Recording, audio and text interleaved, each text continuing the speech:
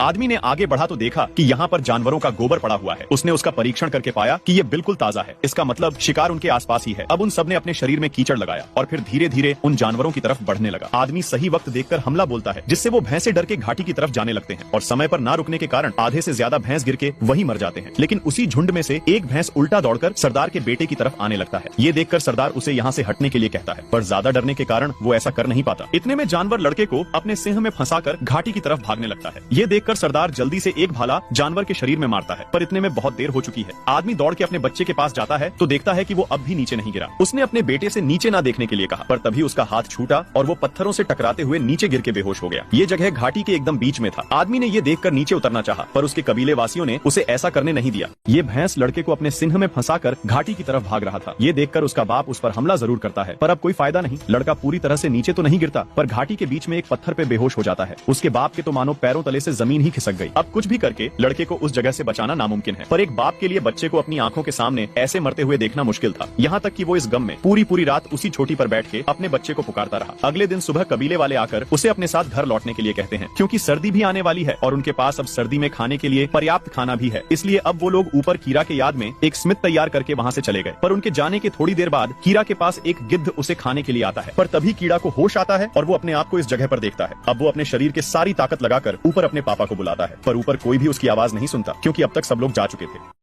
उनके जाते ही एक गिद्ध केरा के पास आता है और उसे मरा समझकर उसके ओंठ को काटने की कोशिश करता है, लेकिन तभी उसे होश आता है और उसे पकड़कर नीचे गिरा देता है। अब वो ना ऊपर जा सकता है और ना ही सही सलामत नीचे आ सकता है। अब वो खुद नीचे आने की कोशिश करता है, लेकिन उसका पैर फिसलता है और वो एक ही हाथ से फिर से लटक जाता है। वो घंटों तक उसी पर लटका होता है और तेज की बारिश होती है। ज्यादा बारिश होने की वजह से नीचे काफी पानी इकट्ठा हो जाता है, जैसे बाढ़ आ गई हो। अब वो सोचता है और अपने हाथ छोड़ देता है। इतनी ऊंचाई से पानी में गिरने से वो बच जाता है, लेकिन उसके पैर में ज्यादा मोच आ जाती है। वो रेंगते हुए आगे बढ़ता है और बारिश के गंदे पानी को पीकर अपनी प्यास बुझाता है और अपने पैर को पत्थरों की मदद से सीधा करता है और उसे एक लकड़ी से जोड़ देता है। उसके बाद वो ऊपर जाता है जहाँ से वो नीचे गिरा था, लेकिन वहाँ उसके कबीले के लोग नहीं थे। अब वो अपने घर भी नहीं लौट सकता, क्योंकि वो मीलों दूर है और ये पहली बार शिकार करने आया था। आगे एक पेड़ के ऊपर जाकर रात बिताता है ताकि जंगली जानवरों से वो सुरक्षित रहे। सुबह वो बरसात के कचुए को खाकर अपनी भूख मिटाता है, लेकिन उसका शिकार करने के लिए कुछ भेड़िए उसके करीब आ जाते हैं। वो जल्दी से उसी पेड़ पर जाने की कोशिश करता है, लेकिन एक भेड़िया उसके पैर को पकड़ लेता है। वो एक चाकू से उस भेड़िए पर हमला करता है, जिससे वो तुरंत नीचे गिरकर बेहोश हो जाता है। रात भर भेड़िए उसके नीचे आने का इंतजार करते हैं। सुबह होती है तो वो देखता है सभी भेड़िए जा चुके थे। उस भेड़िए को अकेला छोड़कर वहाँ सिर्फ वही भेड़िया होता है जिसे वो एक दिन पहले जख्मी किया था। केरा भेड़िए को मारने के लिए एक भाला बनाता है, लेकिन जैसे ही वो उस भेड़िए को मारने जाता है, उसे भेड़िए पर दया आ जाती है और वो उसे छोड़ देता है, क्योंकि कभी भी वो किसी जानवर का शिकार नहीं किया था। अपने भाले से वो उस कपड़े को निकालकर भेड़िए का मुंह बांध देता है ताकि वो उसे काटे ना, और वो उस भेड़िए को उठाकर एक गुफा में जाता है और दोनों वहीं पर सो जाते हैं। अगली सुबह वो देखता है उसके सामने भेड़िया आराम से बैठा है, लेकिन अब तक भेड़िया उसे कोई नुकसान पहुँचाने की कोशिश नहीं किया था। वो बाहर जाता है और जड़ी बूटियों को लाकर उसे मिलाकर अपने जख्मों पर लगाता है। इसके बाद केरा वही दवा उस भेड़िए के भी जख्मों पर लगाता है। जब भेड़िया उसे कोई भी हानि पहुँचाने की कोशिश नहीं करता तो केरा समझ जाता है कि भेड़िया भी उसे पसंद करने लगा है, और ऐसे ही दोनों में दोस्ती हो जाती है। वो शिकार पर भी जाते हैं तो साथ में, और जब दोनों साथ में शिकार करते हैं तो बड़े जानवर भी उनके आगे दम तोड़ देते हैं। लेकिन केरा को अब तक अपने घर जाने का रास्ता नहीं मिला। सुबह होती है और भेड़िया उसे उठाता है। केरा भेड़िए से कहता है, तुमसे बहुत बदबू आ रही है। केरा को पहले ही पता चल गया था कि ये मादा भेड़िया है, यानी कि महिला।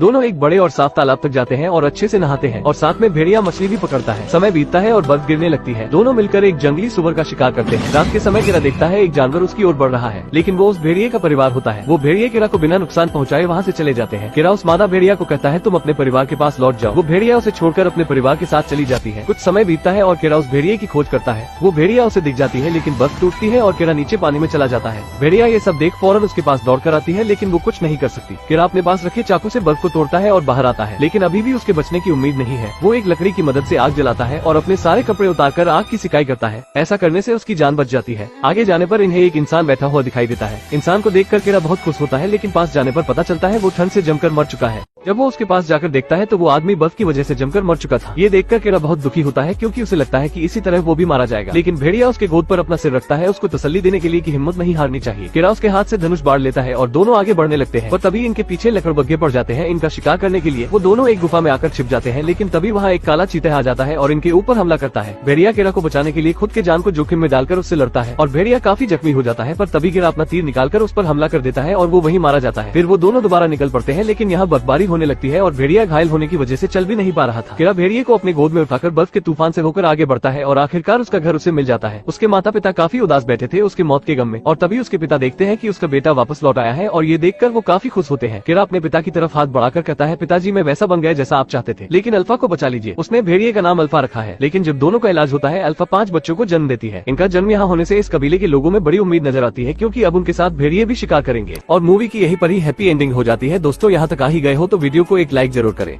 और भी ऐसी ही मूवी एक्सप्लेन वीडियो देखने के लिए चैनल को भी जरूर सब्सक्राइब करें। हम मिलेंगे आपसे बहुत ही जल्द ऐसी ही धमाकेदार वीडियो में, तब तक के लिए गुड बाय।